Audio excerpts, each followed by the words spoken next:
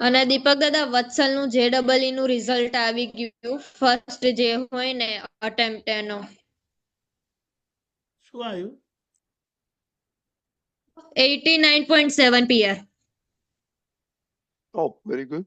એટલે 10th માં કે 12th માં? 12th માં હે? 89.7 નીટમાં આવ્યું? NEET score? JEE એન્જિનિયરિંગ માં JEE હોય એન્જિનિયરિંગ માં છે ને, NEET Oh, sorry, medicine NEET માટે નહીં, છે. નો સોરી, તો એટલે પછી એડમિશન ઇઝીલી મળી જાય છે આટલા સ્કોર થી? અને એટલે અત્યારે આપી છે અને બીજી અટેમ્પ્ટ બોર્ડ એક્ઝામ પછી હોય ને તો વત્સલ ઈ પણ આપવાનો છે બીજી અટેમ્પ્ટ એટલે બે માંથી જેમાં વધારે હશે એના ઉપર રિઝલ્ટ બનશે. હજી બોર્ડ એક્ઝામ પોઈન્ટ્સ ગણાય કે આ તો આ હા એક્ઝામ? ગણાય. અચ્છા, અને તમારે હજી મોરબીમાંથી? બોર્ડ એક્ઝામ નથી થઈ ને? ના આજથી સ્ટાર્ટ થઈ. હા, તો તમારે મોરબીમાંથી જ ક્યાં? આઈ નો મોરબીમાં એન્જિનિયરિંગ કોલેજ છે, તો બીજે ક્યાં જવાનું હોય? બીજે રાજકોટ છે પણ એને વત્સલ ને મોરબી અને રાજકોટ ની બહાર મોકલવો છે અમદાવાદ સાઈડ. અચ્છા, એલડી વિલ બી ગુડ ને? નું નથી એન્જિનિયરિંગ માં એટલે વિદ્યાનગર ને સારી છે વિદ્યાનગર. હા હું ત્યાં ભણેલો એટલે એટલે મોરબી રાજકોટ ની બહાર મોકલવો છે ગમે ત્યાં સારી કોલેજમાં આવે ને. પછી સપોઝ વિદ્યાનગર કે બરોડામાં એડમિશન લેવું હોય તો શું કરવાનું હોય? આ PR થ્રુ એને મળી શકે ગમે ઈ જે કોલેજ વાળાના હોય માર્ક એના ઉપર. ઓકે, એ વિદ્યાનગર એના મેરિટ પર મળે. મેરિટ ઉપર. ઓકે, આજે વેરી ગુડ. 89.7 આવ્યું ને, 89.7 માં એના મેરિટ પર એને મળી જઈ શકે. જો એના મેરિટ હાયર હોય ને તો પછી એના ચાન્સીસ એની ચોઈસ નું મળવાની વધારે રહી. હા, વેરી ગુડ. અનન્યા એને કહેજે ડોન્ટ નકારો, ડોન્ટ dislove આપણે Vidyanagar. That's a very good school. Of course, Baroda is very good too. Gujarat વાળા મુંબઈમાં જઈ શકે દીપક દાદા? બધે જઈ શકે હવે, એનો કોઈ પ્રોબ્લેમ નથી. JEE score is universal, national score છે. Then દીપકાનંદની કોલેજ છે, that's also very wonderful college. Okay, એના very good. સ્ટાન્ડર્ડ બધા બહુ હાઈ થઈ ગયા છે હવે. Yeah, but good school will have. IIT માં જવું હોય તો શું કરવાનું? ના, એ જુદી એક્ઝામ પછી. એને કહેજે ને ટ્રાય કરે. જીઈ એડવાન્સ આપવી પડે એવું કઈ છે ને? હા, વત્સલ બંને આપવાનો છે, એક આપી અને એક પછી આપવાનો. Very good. લેટ અસ દાદાને મહાત્માઓ પ્રે કરે કે he goes for IIT.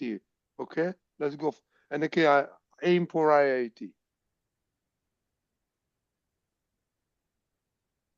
Okay, very હા good. Okay, અનન્યા. જય સચિન. જેની રે સંતો કોટી જન્મોની પુણ્ય જાગે રે તેને રે સંતો દાદાનું દર્શન થાય રે ઘટમાં એને ખટકારો ખટ ખટ વાગે રે જેની રે સંતો કોટી જન્મોની પુણ્ય જાગે રે તેને રે સંતો દાદાનું દર્શન થાય રે કરુણા સાગર જેના પર સહજ કૃપા વરસાવે રે સામાયિકથી અક્રમ શુદ્ધાત્મા જગાવે રે સ્વસંચાલિત ચેતક ચેત વેરે જેની રે સંતો કોટી જન્મોની પુણ્ય જાગે રે તેને રે સંતો દાદાનું દર્શન થાય રે ઘટમાં એને ખટકારો ખટ ખટ વાગે રે. સહજાનંદે છે તે વ્યવસ્થિત સમજાય રે. લક્ષ્ય અલખનું નિરંતર લક્ષ્યમાં લહેરાવે રે. અંતસ્કરણમાં ત્રણ ત્રણ ટકોરા ટક ટક થાય રે. જેની રે સંતો કોટી જન્મોની પુણ્ય જાગે રે. તેને રે સંતો દાદાનું દર્શન થાય રે. ઘટમાં એને ખટકારો ખટ ખટ વાગે રે. કલ્પવૃક્ષી અનંત શક્તિઓ ખીલી જાય રે. અકર્તા પદ કેવળથી દર્શન જ્ઞાન પાય રે. પૂર્વે ચિત્ર્યા કર્મો જ નિર્ઝર જર્જર થાય રે. જેની રે સંતો કોટી જન્મોની પુણ્ય જાગે રે. તેને રે સંતો દાદાનું દર્શન થાય રે. ઘટમાં એને ખટકારો ખટ ખટ વાગે રે. પૂર્વ ભવનો સત્સંગ હરનિશ સંભળાય રે. આત્મ સિદ્ધિ મુમુક્ષ હૃદય ઘૂંટાય રે. રોકડનાથની કરુણા જ હરદમ ધક ધક સાય રે. જેની રે સંતો કોટી જન્મોની પુણ્ય જાગે રે. તેને રે સંતો દાદાનું દર્શન થાય રે. ઘટમાં એને ખટકારો ખટ ખટ વાગે રે. લેખ વિધિના છઠ્ઠે જે કર્મે લખી જાય રે. મેખ વિધિની દાદાથી બદલી જ જણાય રે. સ્વયં શુદ્ધિ આંખોથી આંસુ ટપ ટપ જાય રે. જેની રે સંતો કોટી જન્મોની પુણ્ય જાગે રે. તેને રે સંતો દાદાનું દર્શન થાય રે. ઘટમાં એને ખટકારો ખટ ખટ વાગે રે. જય સચ્ચિદાનંદ. જય સચ્ચિદાનંદ. કેમ આ પદ આજે મળ્યું? મમ્મીએ કહ્યું કે તમારું છે?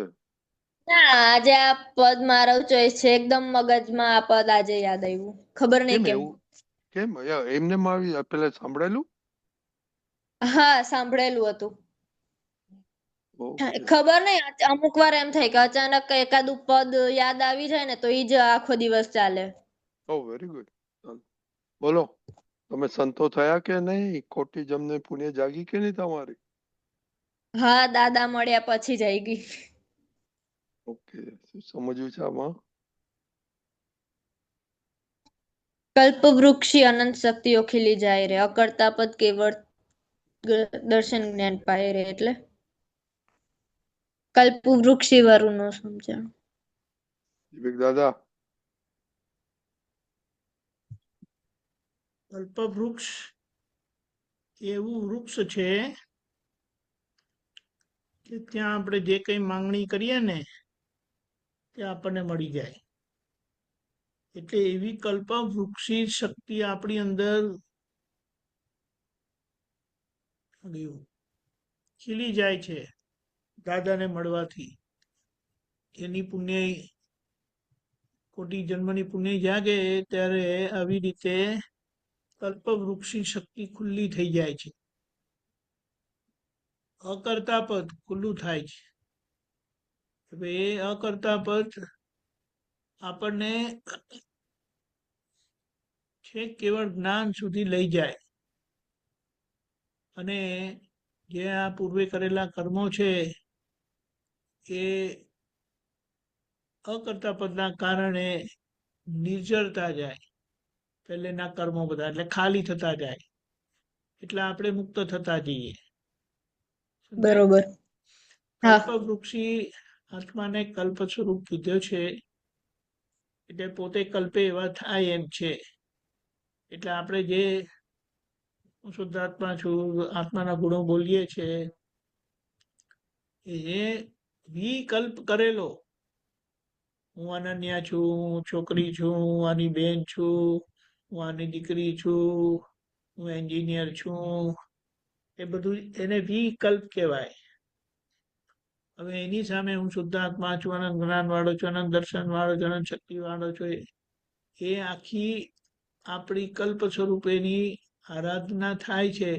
ત્યાં બધા વિકલ્પ કરેલા અજ્ઞાનના ધક્કાથી તે ભૂસાતા જાય. સમજાયું? હા. એને એમ કહે હું ગાંડો છું, હું ગાંડો છું, ગાંડો છું કરે તો ગાંડા થઈ ગયા. હવે હું ડાયો છું, ડાયો છું, ડાયો છું બોલે તો ડાયા થઈ જાય. જેવા કલ્પે એવા થઈ જાય. આ તો બહુ ગ્રોસ દાખલો આપ્યો. સમજાયું? એટલે કલ્પવૃક્ષી શક્તિ ખુલ્લી થઈ ગઈ છે. એટલે તમે તમારા માટે તમારે જેવો ઢાંચો બનાવવો હોય રિલેટિવનો, તમે બનાવી શકો છો. તમારા પર છે. સમજાયું? હા. જેમ એક ઢાંચાથી એન્જિનિયર થયા, હવે આગળ શું કરવું છે તે પ્રમાણે થાય. પણ મુદ્દો વિકલ્પ વૃક્ષી શક્તિ એટલે તમે કલ્પના કરો ને થઈ જાય એવું છે, એવી અંદર શક્તિ ખુલ્લી થઈ છે. સમજાય? મતલબ હા. થાય.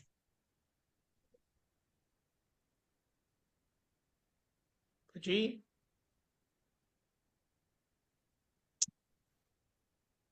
અહર્નિશ એટલે every time, all the time.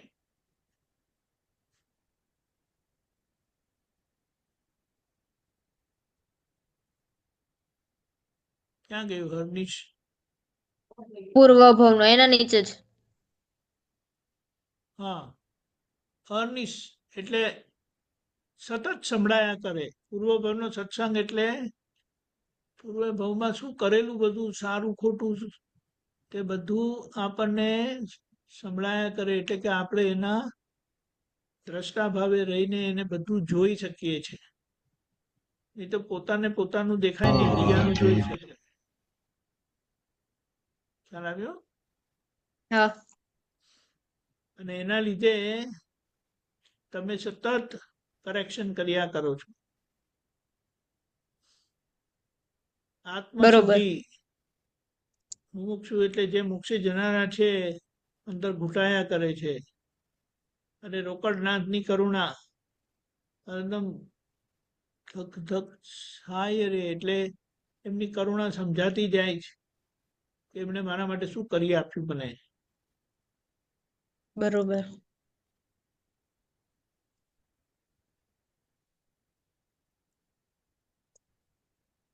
Well, આગળ are you lucky within? દીપકાજી, દીપકાજી, આ લેખી વિધિના છઠ્ઠી શું આ સમજાવો ને, આ છેલ્લું ગાયેલું. જો લેખ લેખ વિધિ અને વિધિ મેખ છઠ્ઠી વિધિ. લખે જાય રે. મેખ વિધિની એટલે સામાન્ય રીતે છઠ્ઠીના એના વખતે લેખ લખી જાય એવું કહેવાય છે. પણ દાદાની એનાથી એ બધું આપણે ફેરવી શકીએ છીએ. એટલે વિધિનો મતલબ જે આપણે પૂર્વે બધું લાવેલા છે ને, એટલે આપણા ઉપર જે અજ્ઞાન પ્રયોગ થયેલો છે, કરેલો નહીં થયેલો છે, એના લીધે આપણે હવા છે. હવે દાદાના થકી, દાદાના વિધિ થકી જે ચાહે એવા આપણે પ્રયોગ કરી શકીએ છીએ. સ્વયં સુધી આંખોથી આંસુ ટપ ટપ જાય રે. પોતે જ પોતાની શુદ્ધિકરણ કરતા જાય છે અને ચોખ્ખા થતા જાય છે. અને દાદા માટે ઓહો ઓહો થતું જાય કે દાદા કેવા મળ્યા, કે આગળ થયેલા બધા પ્રયોગને ભૂસીને હવે હું નવું યથાર્થ મને જોઈએ એવું ફર્સ્ટ ક્લાસ ચિત્રામણ કરી લઉં છું. બરોબર. ખબર પડી? હા. બીજું આમાં ઉપરથી છે કઈ? ના.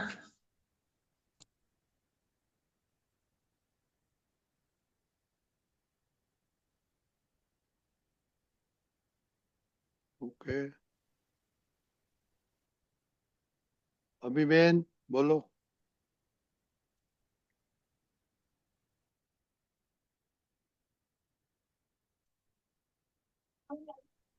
જય સચ્ચિદાનંદ. જય સચ્ચિદાનંદ. જય જય સચ્ચિદાનંદ. સચ્ચિદાનંદ અમીબેન. આ પદમાં દીપકાનજી આ ચેતક ચેતવેરી એના એ સમજાવો ને. શું કીધું? સ્વસંચાલિત. બરાબર, આવા દો સ્ક્રીન પર. હા હા. ક્યાં છે? સ્વસંચાલિત ચેતક ચેતવેરી. આ ઉપરથી સેકન્ડ પેરા એની થર્ડ લાઈન. So, yeah, કરુણા yeah. સાગર જેના પર સહજ કૃપા વર્તાવે છે, એટલે આપણને એવા અનંત અવતારની પુણ્યથી, કોટી જન્મની પુણ્યથી દાદા એવા મળ્યા કે એમની એક સામાયિકથી અક્રમ શુદ્ધાત્મા જગાવ્યો.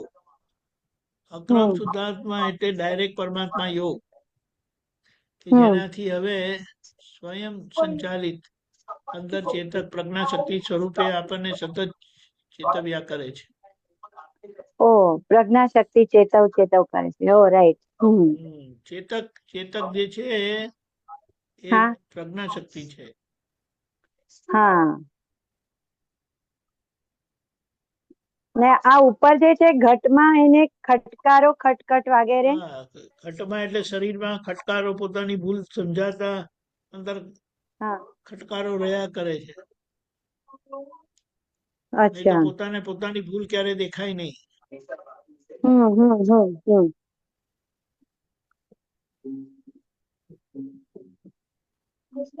ઓકે, બરાબર. રાઈટ. હા બરાબર. ઓકે, કઈ ક્વેશ્ચન છે? ના. ઓકે, નલિની બેન ક્વેશ્ચન છે? એકચ્યુઅલી નથી કોઈ પ્રશ્ન. ઓકે, બીજું કોઈ છે ક્વેશ્ચન? દીપકાનજી હું પૂછું છું અંકલ. દીપકાનજી આપણે કેવું છે કે હવે કશે બહાર ફરવા પણ આવ્યા હોય ને તો ચિત્ત ચોટે ખરા, પણ